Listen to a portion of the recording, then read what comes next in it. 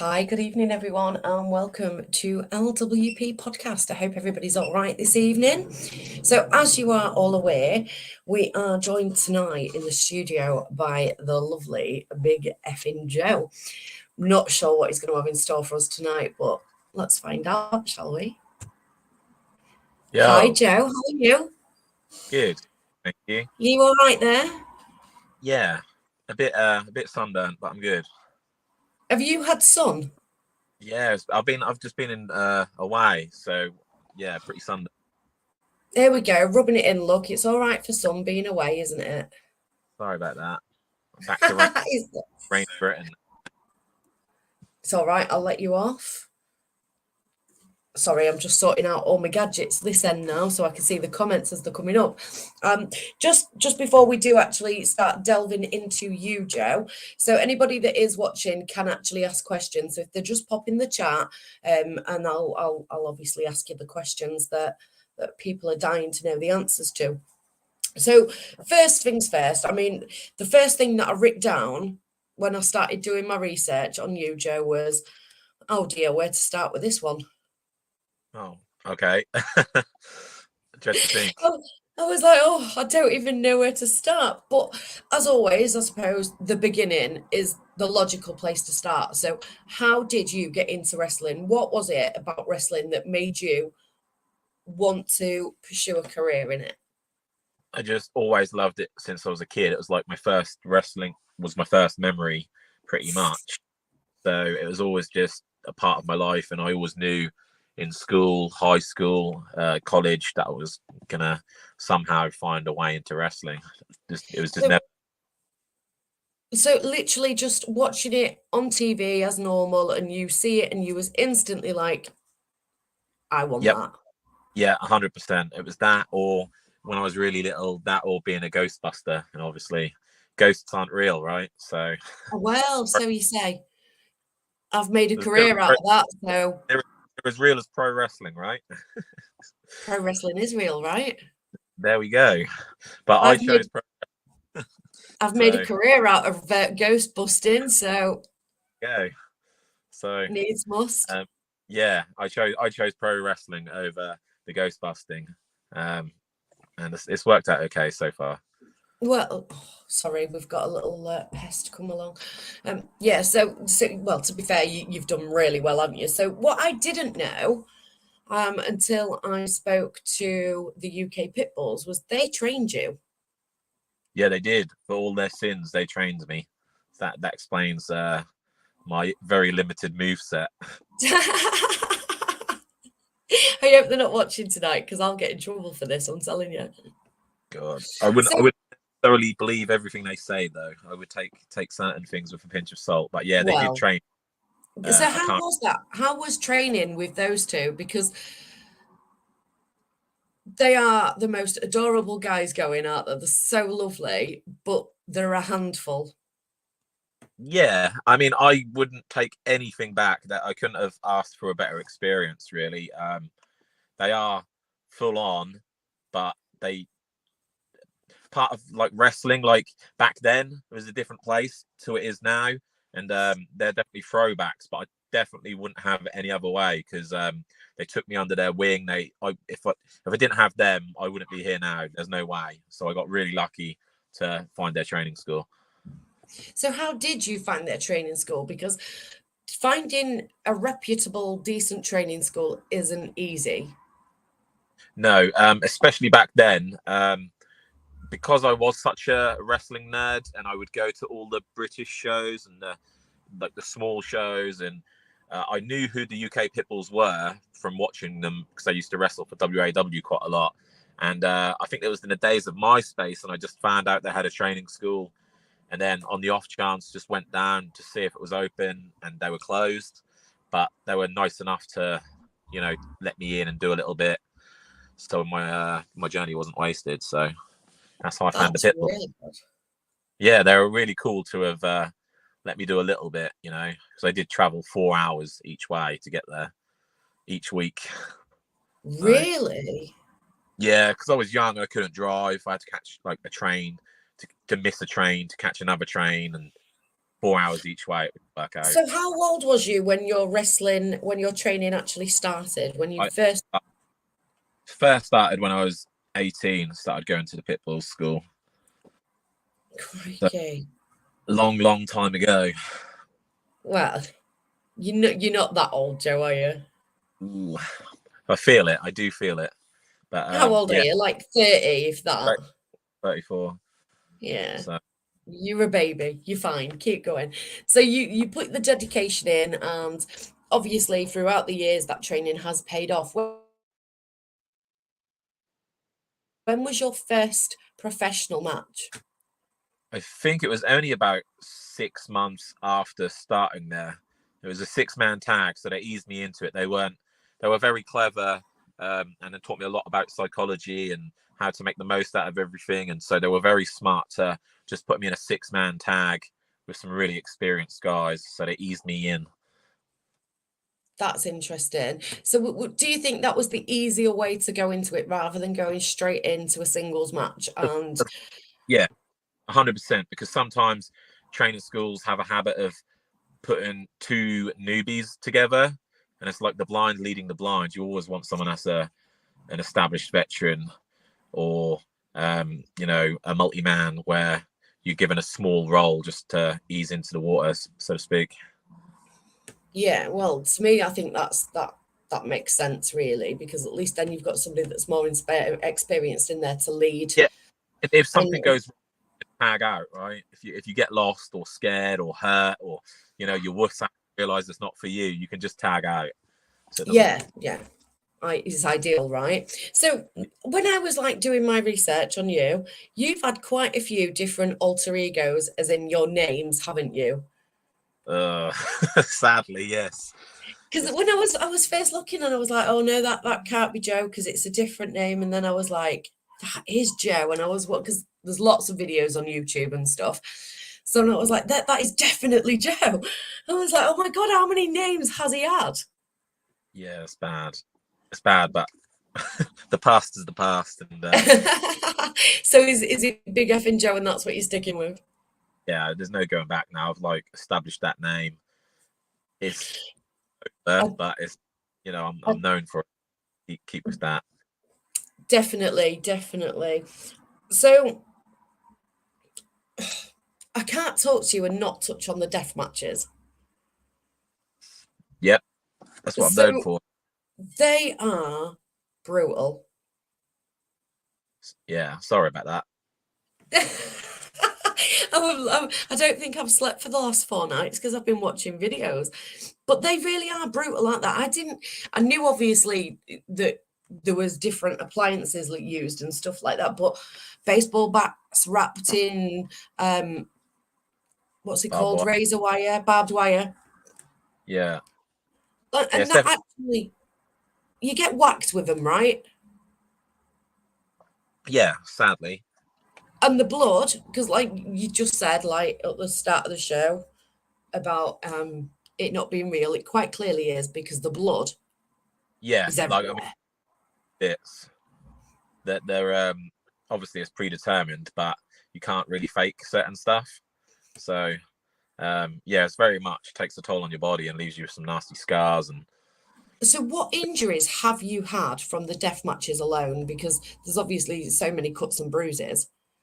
yeah, but that's all. Like, I've been very lucky. I've just had cuts and bruises. I've had some bad cuts, but nothing that's needed stitches. I try to stay away from stitches if I can.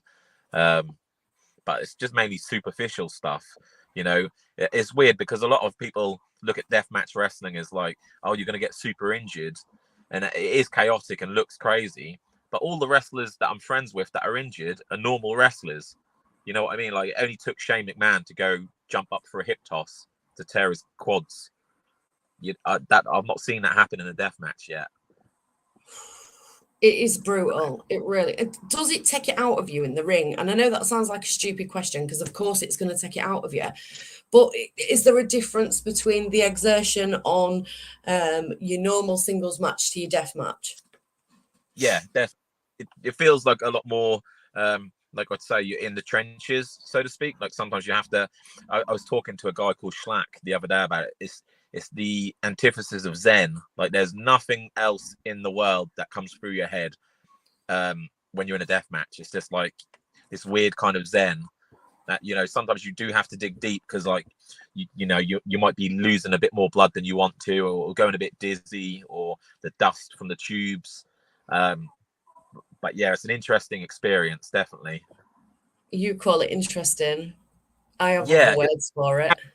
how many people in the world get to be a pro wrestler, and then how many people become pro wrestlers but then get to do a death match? It's like a niche of a niche. And It really is. I mean, what on earth possessed you with the death matches anyway? What was it about it that made you go, that is what I want to do? I think it was obviously because I was a wrestling fan since I was really young, since like 4 or 5. But then when I became a teenager and found more like underground wrestling, so to speak, and started tape trading, that I found like death matches were a thing. And I think, you know, realistically, what teenage boy's not going to like watching deathmatch wrestling? Because it had everything. It was like a live Jackass with like punk rock and stuff like that. So that was True. always something I wanted to do since I was a teenager. So when the option came and somebody approached you and said, would you consider it? You was like, oh, hell yeah. Yeah, I kind of made it happen for myself, really. But after that, then it was like a slippery slope of just getting asked to do more and more. You still do your singles matches as well. Yeah.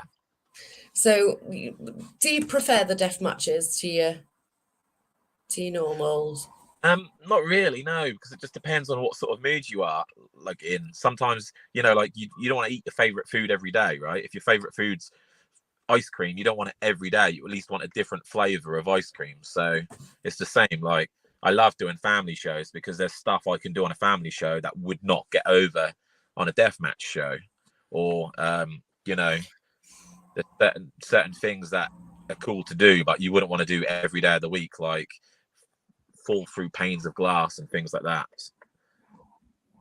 I don't think I'd want to do that any day, let alone No, every day. no, 100%. I mean, I'm not being funny, Joe, but honestly, I quite like my skin where it is. Yeah, it's overrated. Your body's just a vessel. Do you Fine. ever get scared? Do you ever think, oh no, what am I doing? No, I get nervous badly before every match, like every match, whether it's a holiday camp show or a death match or something crazy. I do get crazy nerves, but just because I want the match to be okay. You know, I See, don't. that surprises me.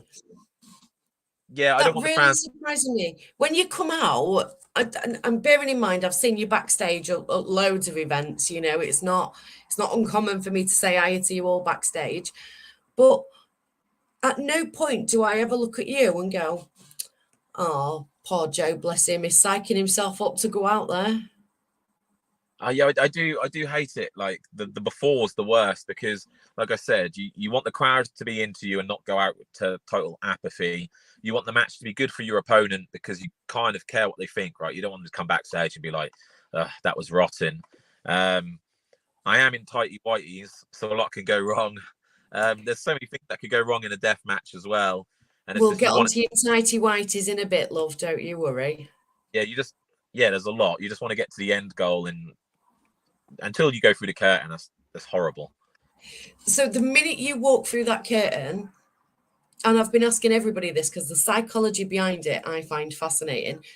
But how do you feel the minute you walk through?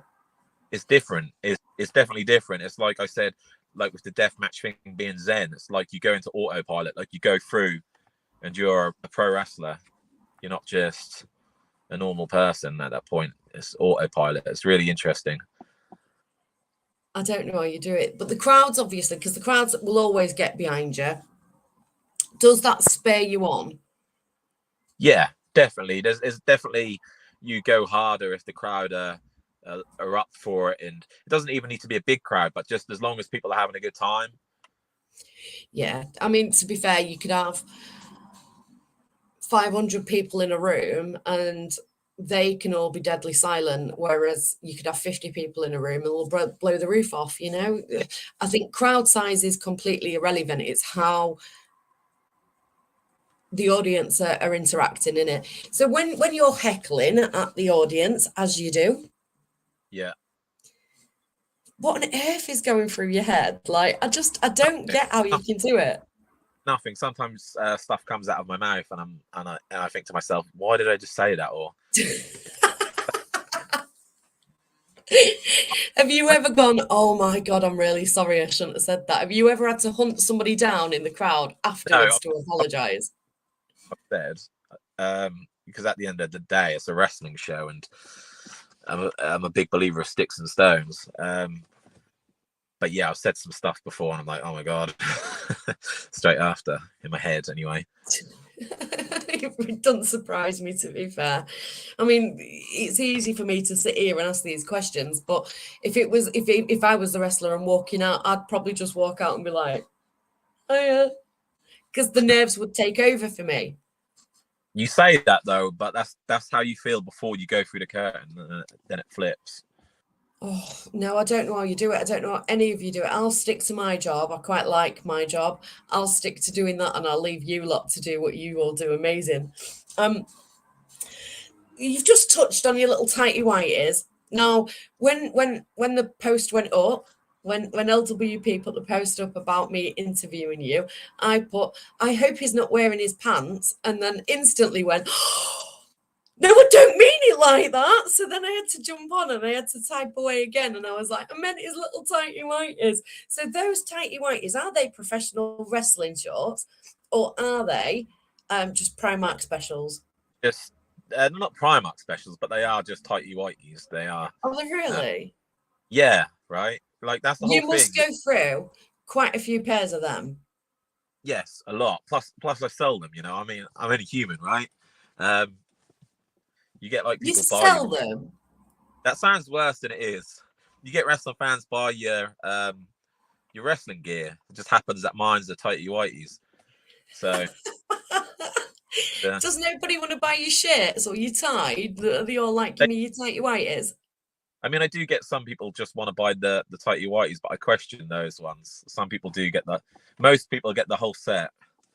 Do you ask it? Does anybody ever ask for them unwashed? Sorry, I'm going way too far in depth on these tighty whities, but Some of the things that get into my inbox just make you question the world, but of course they do. But most people just want to buy the gear, so it'll be the top, the pants, the tie, the gloves if it's a certain death match. But yeah, the reason behind that though, which is where we were going, if I wore white wrestling trunks, you wouldn't question it, right? You'd just be like, oh, he's in white trunks.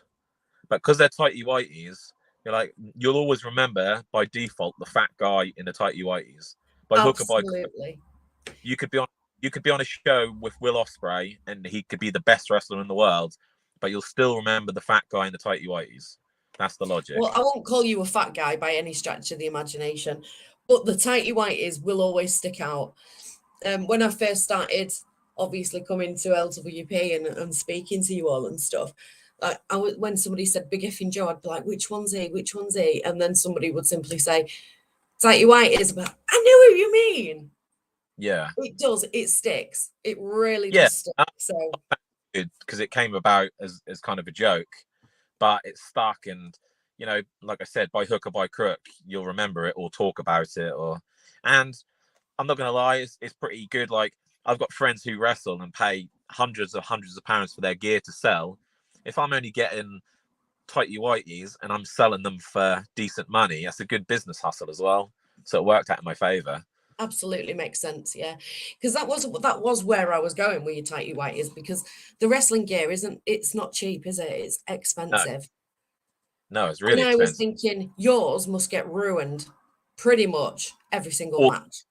Yeah, and it doesn't cost that much, and I can get the shirts from my real job anyway as part of the uniform, so it's not too bad. Luckily, I was wondering how much a year you'd have to spend on that. I'm telling you. I used to wash them when I wasn't popular, just wash the blood out. But after I got people asking to buy them, it's just sell them or get rid. I can't believe that people actually ask to buy them. Like, I'm a little bit gobsmacked on that. Shocked. It is shocking, isn't it? I mean, I can understand it to a certain extent. You have a favorite wrestler, you want the memorabilia, right? Yeah. But I don't know. I don't know. Some people like put them in like frames and stuff and collect them, and I mean, it's brilliant for me because God knows there's not enough Absolutely. independent wrestling at all. You're Yeah, I don't quite know. busy though, aren't you? When it comes to your wrestling, you are quite busy. You are out quite a lot, aren't you? Yeah, most weeks, or if I'm not, it's by choice because I've got, a family and stuff, and I have to balance that, and I've got real responsibilities. But yeah, I'm as busy as I want to be without being rich anyway. Yeah. And we all want that, right? So how Yeah. important is the family support for you? Because you it does take you away a lot. You've got long traveling sometimes. Yeah, no, it's I make it work. I've got kids, and I make sure if I'm away, I sort out childcare, and if I can with the family shows as well. Most of them, obviously, they're in family shows, so I try to take them to as many family shows as they want to go to because it's like a free afternoon out for them. All the boys and the girls make a big fuss about them. Get to take them to different parts of the country for free on someone else's dime. It's pretty cool, play with them in the ring before. It's a cool childhood. So Yeah, you see, yeah, I like that the kids get to be a part of it too. When you walk out and your kids are there, do they shout you and they're like, "Daddy"? sometimes, yeah, but they know the deal. But yeah, they do like to. They got like my friends, like certain friends, like Brett Semtex and stuff. They really like. He lives near us. Yeah, it's cute, but I wouldn't drag them if they don't want to go. So, I bet they love it though, don't they? at the minute, they do. As long as they want to keep going, I'll keep taking them. So Bless them. yeah, That's so cute. When they was little, did they used to try and get in the ring? yeah. I've got so many videos of me play fighting with the kids in the ring, and just in case That's they amazing. edited them into a promo video or something. Yeah, and you can embarrass them when they're older. Yep, 100%. I would definitely recommend keeping all that footage. So physically then, because we know that wrestling isn't easy, we know it takes a lot out of you, and we know that the strength and the stamina has to be there. Like when I've spoken to the likes of Aaron and Charlie, and even the Bulk and Big Dave, that they've all said that they spend a lot of time in the gym. Are you the same? It takes a lot of work to look this bad. Yeah. I I mean, know the feeling. I do cardio every day. I do like an hour cardio every day. The minute I wake up, try to, or after taking the kids to school on an empty stomach. Um, it is important. I think obviously the best wrestlers in the world are in shape, aren't they? And that's for a reason. You need to be. I definitely think every wrestler should go to the gym in some capacity. An With hour's cardio. cardio though? Yeah, hour, easy, or fat burning or whatever. 100%. Even if you didn't have a diet, like just to balance out something, like for everything good you put in your body or everything bad, you should do something good, right? So do So if you're you gonna, are you on it with your diet as well then? oh, my diet's horrible. My diet. So I definitely need that hour of cardio every day. I just don't know how you do it. Like an hour. So you get up in the morning, you've got the kids, obviously. Yeah, I've got a And cross. I did spend that money for a gym quality cross trainer, so I can just literally wake up and do it in my dressing gown until I get sweaty enough that it's just pants. then the tighty whities come out again. Whiteys, yeah, that's my extra hustle. The cross trainer tighty whitey. That's mental. I can't believe you do that the minute you wake up. I try to, yeah. I've always found cardio on an empty stomach's better if you want to not gain as much weight. Personally, I find no cardio so much better. Yeah. Oh, I get cut. Yeah, it's not too bad. Even if you just put on like just watch something on your phone at the same time, you know, No, it's better. no. That's for sure. I'm never going to be down with this cardio stuff at all. I think it's ridiculous. Like, it's just not necessary. I did once run a half marathon though, so I'm against running just because I said cardio. I don't. Oh, running, no. I don't do running. I really don't do running. It's horrendous. So, mental health wise, because mental health is huge at the minute. So, how do you maintain a healthy mental health? Like this is gonna sound weird, but I've never really had any like issues. I don't think some people might think, oh, he does death matches and self harms because death match wrestling and stuff. But I don't really think I've been quite lucky. Like I've always been pretty positive, even though I'm quite miserable. Pretty positive with it, you know. Like things How do are. you keep yourself so positive? Surely there's been times where you've gone, Uh, I'll just this give this up. where I just think like I'm blessed. I won the life lottery of being born in the Western world, right? I've got running water, Wi-Fi. If I want to go eat whatever I want, I can eat it. And it's just never. We're all wired differently, our brains are all wired differently, and we're all unique people and various different chemicals in the brain. But for me, it's just always been like, yes, I could be miserable, as in like, I don't want to sit on this car for 7 hours because you're going to be it's boring. But I'm still very cognizant of I'm truly blessed because every day above ground, pretty positive in that aspect. Fair play, fair play. Can you share some of that positivity? Can you just Uh, bottle that and sell that with your tighty whities? Good. I wish I could. I'd be a very rich man. But yeah, no, like I get we're all wired differently, but just for me, it's like it is what it is, isn't it? So, most of the world's out of our hands, so there's no point worrying about it. And To be sadly, people. honest, that's a really good way to look at it in all fairness. So yeah, quite like that. Worry about what you can now, and if you can't worry about it, put it in the Yeah, bucket. the world's always going to have politicians that are going to try to steal our money and lead us into fake wars. People are always going to let you down in life, sadly. That's just the way it is. So don't expect anything better than that. Don't expect anything better than mediocre, and you'll probably be okay. That's what I That's mean by yeah, the aspect of it. But I quite like well, that.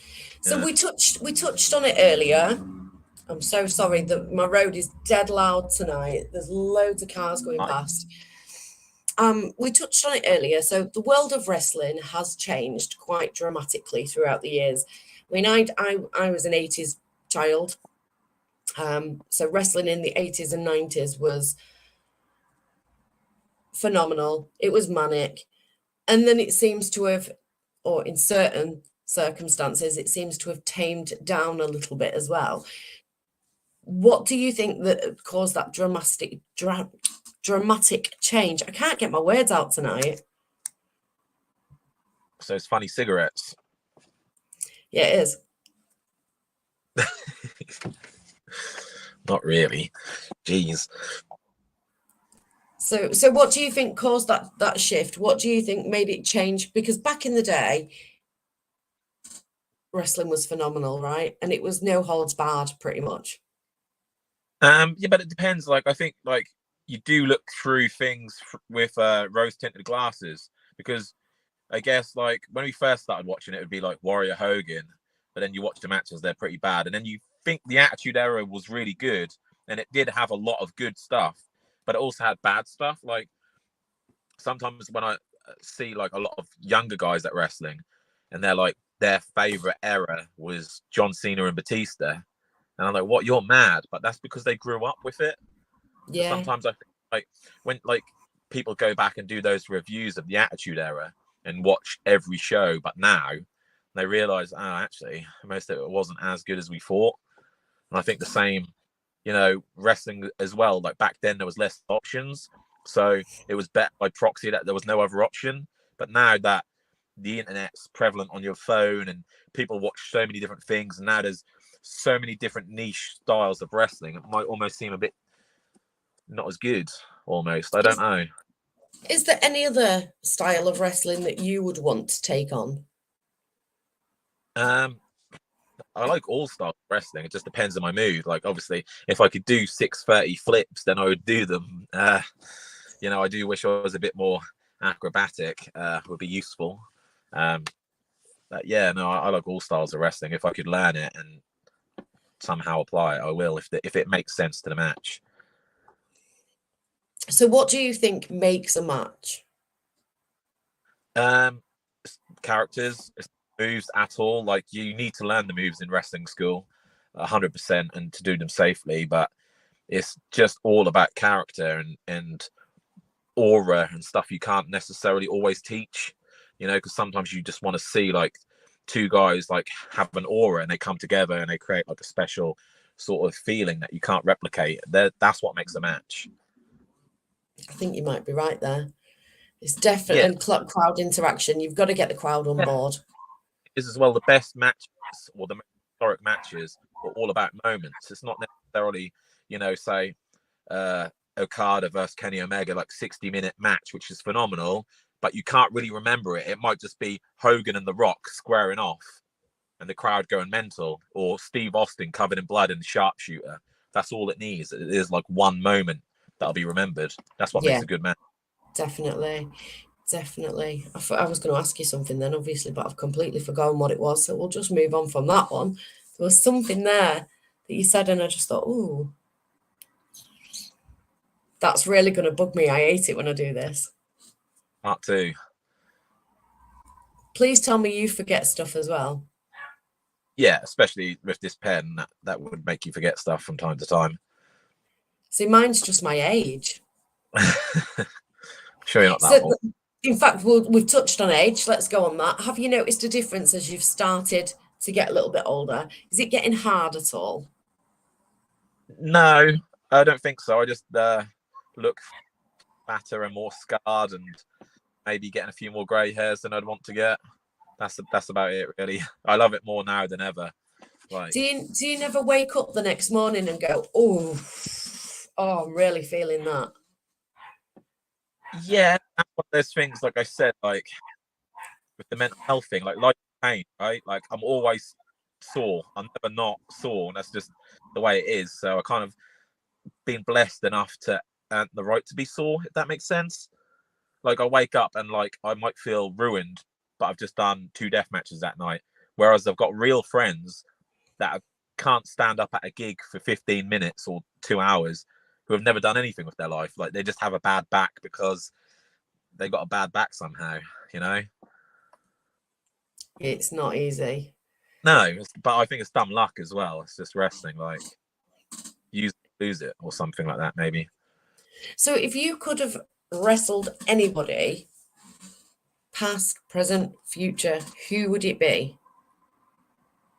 This is a really weird one. I think there was a guy called Mike Awesome who was like my favorite wrestler as a teenager, and I like up until now. I've been him. I think that would be a pretty match. You'd do stuff like powerbomb people through tables and all sorts of mad stuff. Big guy. I think we'd have a really good. You do like the more extreme, don't you? Just throw me through a table. Go on, why not? That looks cool on a 10-second video.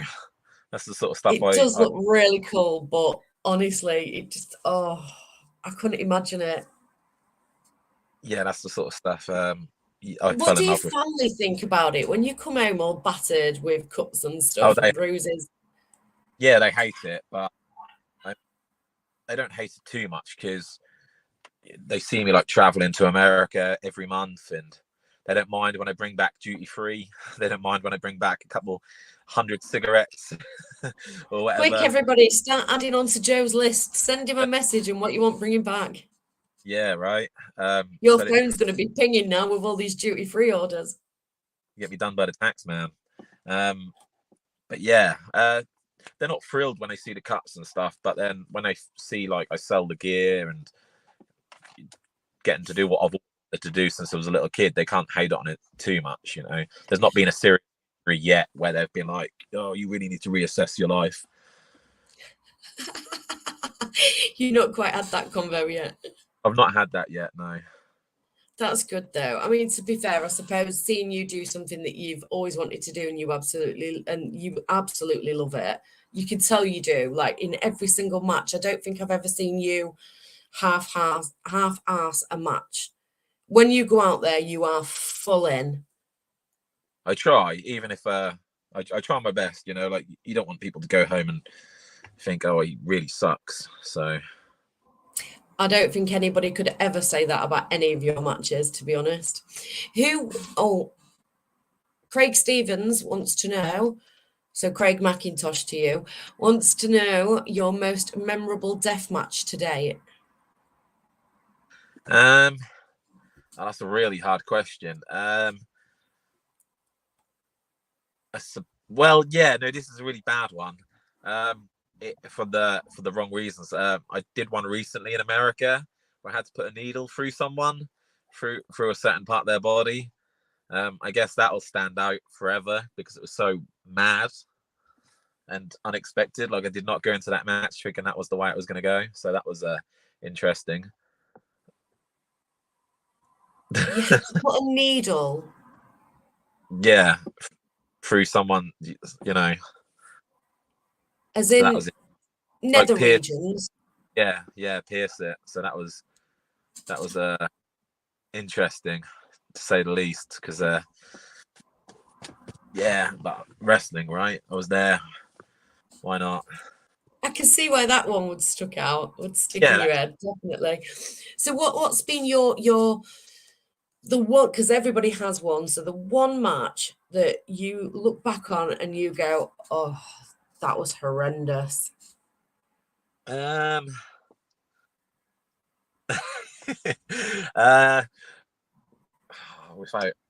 so there was a match with, I'm not going to say his name because I don't want to get him cancelled, but the edibles had kicked in way too quick, and before the say a match is structured, right? So you have like you might have a things you'll do for the beginning, you might have a loose structure, like we'll do this towards the end.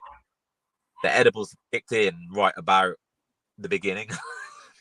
So, and he's quite a large man, right? So there's not a lot you can do if someone's medication kicks in and they're 3 times the size of you and you can't really do much with them. So, but it was bad in the best possible way. So that was a bad one, but it's funny. I'm glad it happened because it's a story, and that's what wrestling should be like. When should make a good book and some fun stories. So that was a really. Have you held any title matches yet? Have you got any title belts? I've got a few. Never enough. Well, though. I've got. Can you name all the ones that you've got? I've got the Rise European Deathmatch title, Kumite Death Wolf champion, DOA Pandemonium champion, WAW Deathmatch champion. I've got like UK PW, 2 of their belts. I've got a few. I've got some more in Europe and stuff. Yeah, there's quite a few on the list that I found. Yeah, I'm doing okay, but You're never not good doing enough. bad, are you? Are you dead proud of yourself for how far you've come? Because ultimately, yeah, it's all right the family having you back and encouraging you and stuff, but it's you from the age of 18 that has been so determined. You travelled 4 hours. Yeah, I mean, I am happy about it. I'm not. Yeah, it's good, right? Like I get to. Are you where you Hey, want to be? no, because I would like to just live off wrestling, and I could live off wrestling if I didn't have like kids. You know, it's expensive. I could live off wrestling, but it would be a very meager living. Yeah. It wouldn't afford my lifestyle now, that's for sure. So I definitely would love to just live off wrestling because I fucking hate my real job so much. You know, definitely. Like if I could I just don't even ask. I would just work in security. Oh. I do hate like it's flexible. Like I take I'm the world's worst employee, always away for wrestling, turning up late, leaving early, and just not doing a very good job. But Yeah, definitely just to live off wrestling. So I wouldn't say I'm fully content yet. Check that off. But I So know, Jill McKee right. has just asked in the chat, what do you see as the difference between the UK and the US fans? I guess like US fans, uh, it's kind of like a flavor of the week, right? So if I go to America, even though their guys might be better, by proxy, they're super nice to me because I'm like not there all the time. So people become in England, like there's some super hardcore fans that go to all the shows that are super cool. But in America, because it's just bigger, there's more. So there's Yeah, more. That's all. You know, a wrestling fan's always going to be cool as cool, right? But there's more in America. yeah, a lot more in America, I would have thought. Yeah. Or is it that, or is it just that the venues are bigger and can hold more? Um. No, I just think there's just more. Maybe they've just got bigger fan bases to draw from. Yeah, I think there's a lot more hard fans in America that travel to like all the shows from like state to state, whereas in England it tends to be like the fans just stay to that area. If they're from Norwich, they stay in Norwich. They don't really travel outwards. Yeah, yeah, I get that. Bobby Zalzar says, have you ever come out of a death march in a load of pain and had the thought that you wouldn't continue doing them No, because never. Bobby's Like, presuming they can be quite agonizing? no, never, never. That wouldn't even cross my mind. So far, I've been lucky. There's never a moment I'd question it. Like I said, like pain. It's like life is pain. Like I signed up for it, so You did. You did sign up for it. I mean, to be fair, there's a clue in the title. It's not going to be a walk in the park, is it? no, no. There's been stuff that's ruined me for ages. Where I've had a glass in my heel for over a year. Just at least it hurt. How's it not got infected?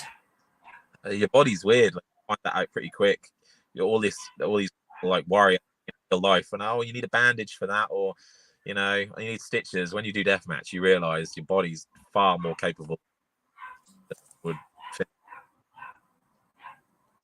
So Bobby's just asked if you've ever suffered any big injury through doing the death matches. You've never had a big injury as such at all, have you? No, saying I have had a bad infection in my elbow, but like a staph infection sort of thing. But again, occupation has it be a lot worse. So my final question for you, well, second to last. Oh, hang on, Marty. Oh, my little Marty Jones is here. Hello, my lovely. Could Joe do a 15 times 3 minute World of Sport wrestling match? Yes, easily. Like I've wrestled for years and years before I did death matches. Obviously trained with the Knights, Jason Cross, Danny Boy Collins. I could do that style, but people don't pay to see me do that style. So it'd be silly and just indulgent. It'd be self-indulgent of me to try that because there's people like Saxon, yeah, obviously Marty trained Saxon Huxley that are far better at that. And yeah, but I can wrestle. Otherwise, I wouldn't be booked on as the family shows. Yeah. Yeah. Speaking of family shows, so loud around here. I'm so sorry. So we've got Annihilation coming up next weekend. Yep. And you are facing James Bentley. Have you got any words for James? I'm just looking forward to it. Like, I love that venue. I know he's just come back from Germany, so he's probably super confident and feeling good. Means he bring a fucking, bring his best. So I'm just looking forward to it. I love being a part of shows. So roll on next. Can't wait. I can't wait for Annihilation. It's looking like it is going to be a great evening, not going to lie. So my last question before I let you go and get out of your car, bless you, is what is coming up for you? Obviously, we've got Annihilation, but what's coming up for you in the next month? In the next month, I've got a crazy double shot day. So I've got a 200 light tube death match in Derby, and then later on that afternoon, I've got to drive another 3.5 hours to do a hardcore match against John Ryan in Kent. so that's going to be an insane day. That one's standing out. I've got a music festival this month, so I've kept time off. That's the one thing I can't miss every year. Otherwise, I would have been in America that weekend. So yeah. Well, I'm glad to hear you are actually doing something other than wrestling as well. I'm glad to see that you're gonna let your hair down. Yeah, I'll be at Slam Dunk Festival. It's the festival I go to every year. I love pop punk, so bands like Offspring and Bowling for Soup will be playing. So Fabulous. Joe, thank you so. Oh, before I let you go, Bobby's just said, will James Bentley be up for a death match against Joe? We'll have to ask him. Yeah, you'd have to ask. I hope so. Well, look at your little face. I hope so. So we'll ask him and we'll get back to you and let you know on that one. Joe, thank you so much for joining me tonight. It's been an absolute pleasure, and I will see you next weekend. No worries. Thanks for having me. And for everybody that's joined us tonight, thank you so much. I'll be back again next week. Keep an eye on LWP for posts coming up about next week. Good night, everyone.